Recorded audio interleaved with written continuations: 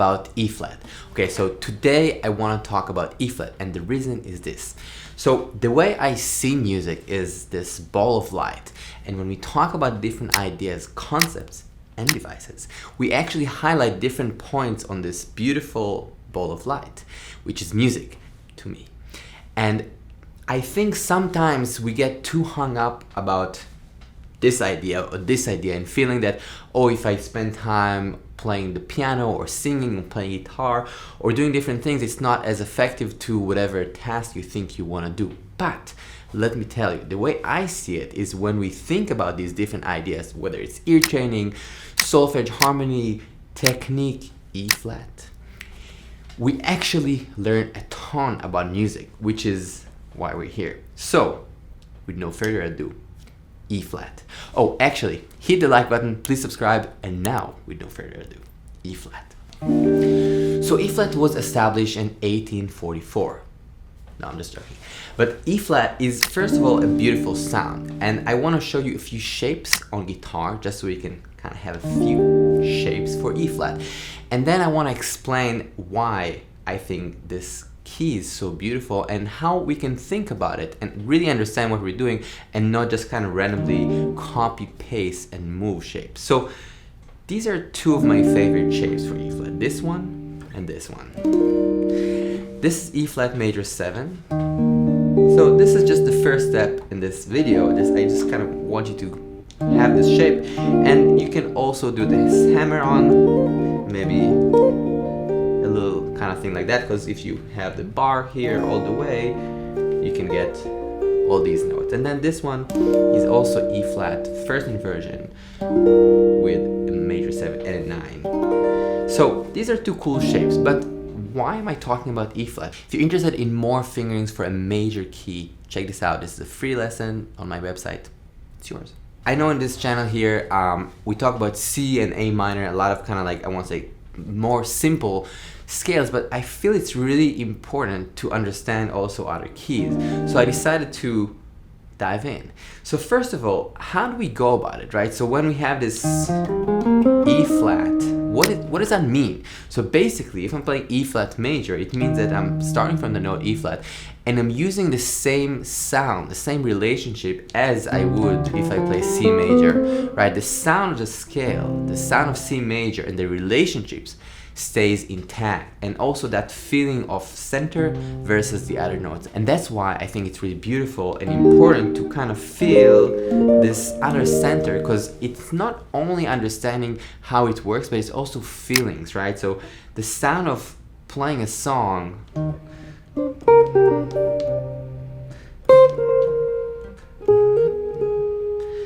in the key of E flat feels so different than playing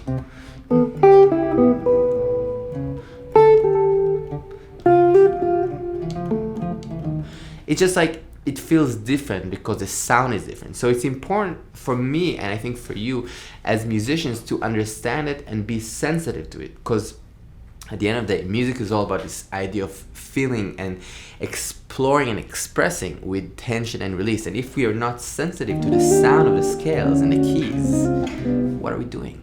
Question: I still want to get a Fender Strat, but I don't want to spend thousands of dollars. If you have really, really good ones that you can specifically recommend me, that would be awesome. Please drop a link. Appreciate it.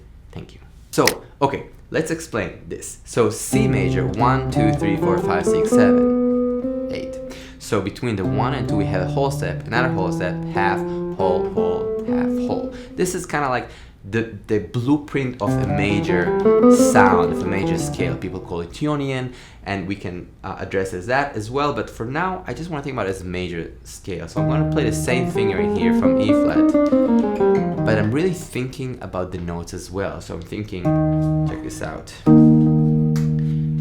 head is E flat, louder, maybe more E flat, and then F, the 2 feels in a certain way. The G, again, the same 3, 2, 1, the same feeling that we had in C with E, D, C, but now it's G, F, E flat, the 4. And I'm gonna sing E flat for a second, just play the scale one time. Can I do this? low, yeah.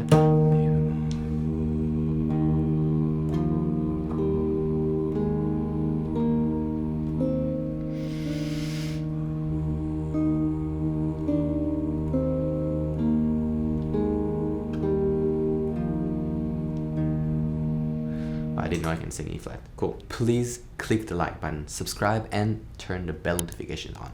Thank you. The idea of singing a note, and it's very relaxing actually.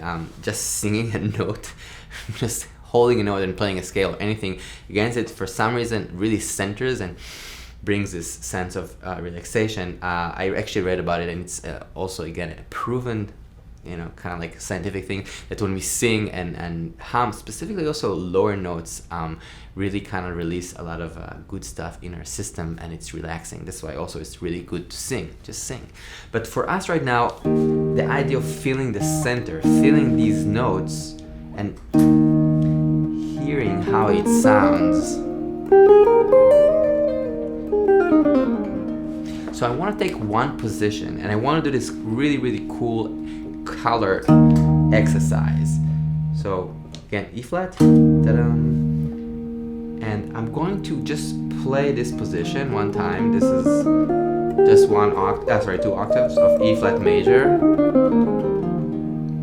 You can check out the figures here. But now I'm going to try and listen very slowly to each of one of the colors, and really try to emotionally tag this key and feel what's happening.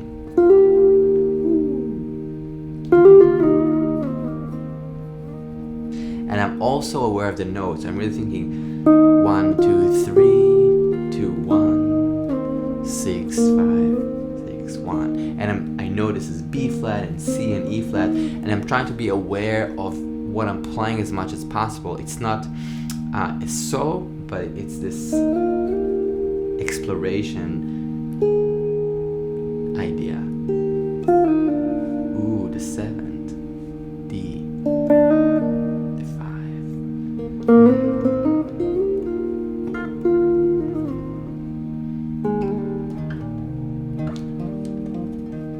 Now, this starts to sound like music because we're looking for sounds and we're feeling things. At least that's how I'm feeling right now. And although it's not a solo, it's not a song, and it's really like a part of this exploration of the sound of key, I think it's really important because we connect to the music and the guitar in a very truthful way. Okay, so it's important to understand that, but now why am I talking about E flat major 7? All right, so understanding the chords in a key is one of the biggest things, and for me, saying like, oh, I'm in the key of E flat, so instead of playing E flat major, I can play E flat major 7. So adding the 7 is a great place to start being more colorful, if you will. So I'm going to just add the 7 to all these chords with these root position, what we call kind of drop 2 voicings. So this is E flat major 7, this is F minor 7, G minor 7, A flat major 7, the 4, B flat 7, over here also fine, C minor 7, the 6 sounds beautiful, and then D half diminished, back to E flat. And now I'm going to take this key and play a little loop. Very, very simple.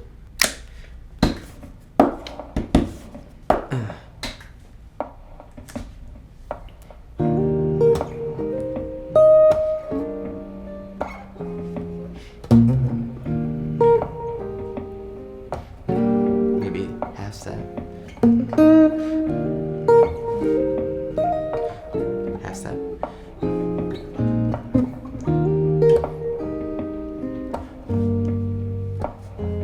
Alright, so I'm gonna pause just so you see what I'm doing. So I just literally am taking diatonic degrees, and that's what cool.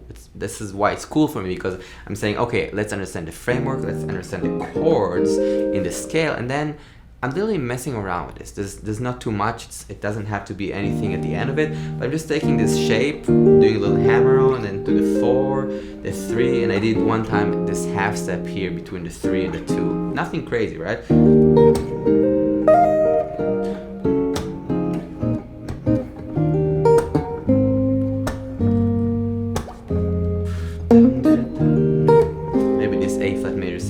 this shape. And then I think I did this one time, or just G minor to F minor.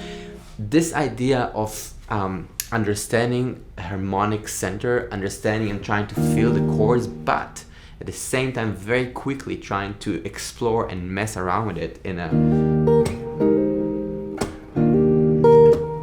just one to the 4, 1 to the 5.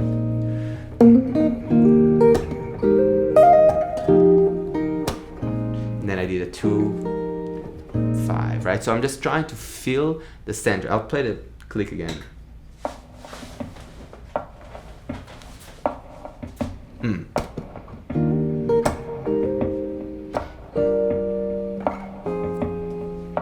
One, 4, 3, 2, 1, 5, 6, 4, 1, 5, 6, 4, 1, 3, 4.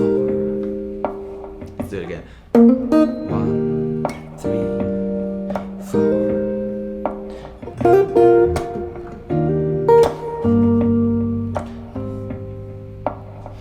But the process, and this is really important for me, so we all kind of feel it and hear it, is that like I don't know what I'm going to play. I'm just taking chords from this key, 1, 2, 3, 4, 5, 6, 7, right? And I'm trying to hear how they sound, and then I'll repeat it a couple times. I kind of like this one. Remind me of something.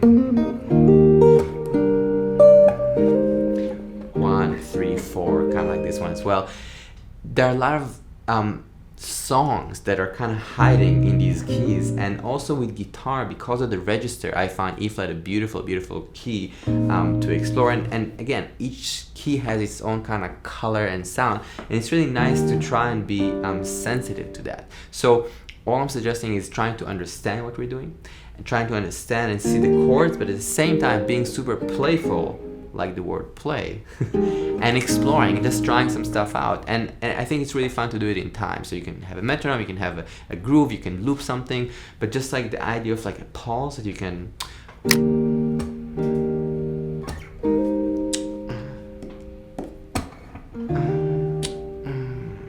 four.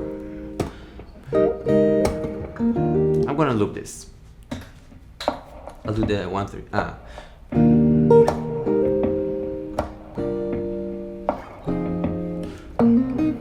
1, 4, 3, 2.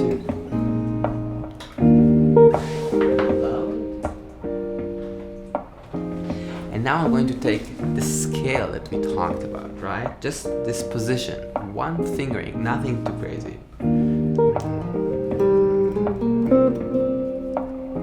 Trying to find sounds. I'll play the scale one time so we start from a very, very simple place.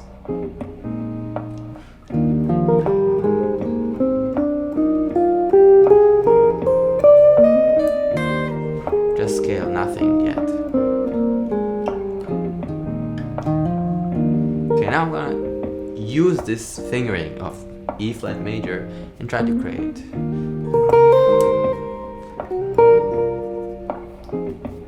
Pause.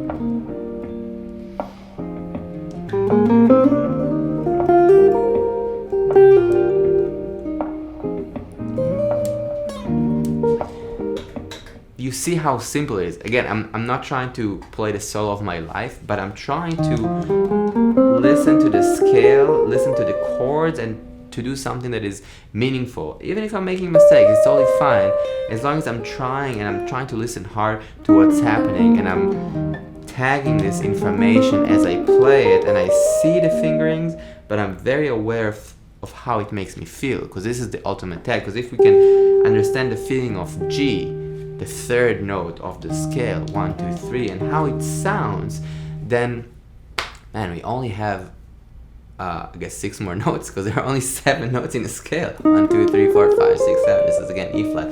So this is a big percentage of the sounds that we use when we use a major scale. So what I'm suggesting here is, again, taking things very slow and trying to understand what we're doing. I'm going to do one more exercise where I'm taking this loop, but now I'll do this color exercise even slower on one string.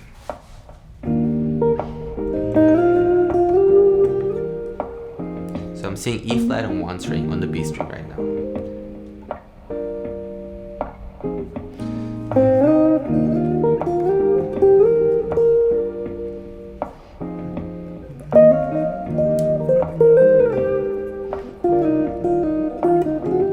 And I'm playing a lot of the major pentatonic because I know there are going to be less clashes. So that means 1, 2, 3, 5. And the 6. But again, I can play the whole scale. So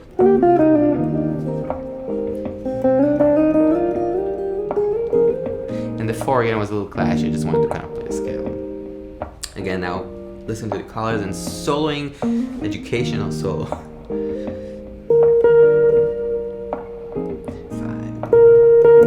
To the 6. This is the 3. The 1. Maybe on the E string. Now I'm going to solo again, a little more freely. Still very E flat major.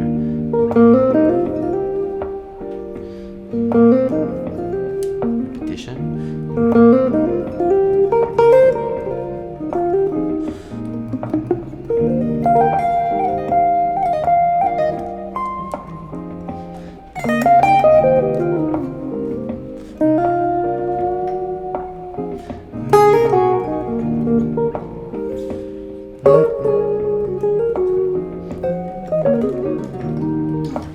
So of course, once we're starting to be comfortable with E flat major, we can adjust things and explore more things. I just played a little bit of the E flat blues scale, which again, like in A minor, or if we're in C major scale, playing C minor blues would sound really cool on some moments. So the same thing here, when we're in E flat, I played or something along these ideas of like kind of bending and getting the flat 3.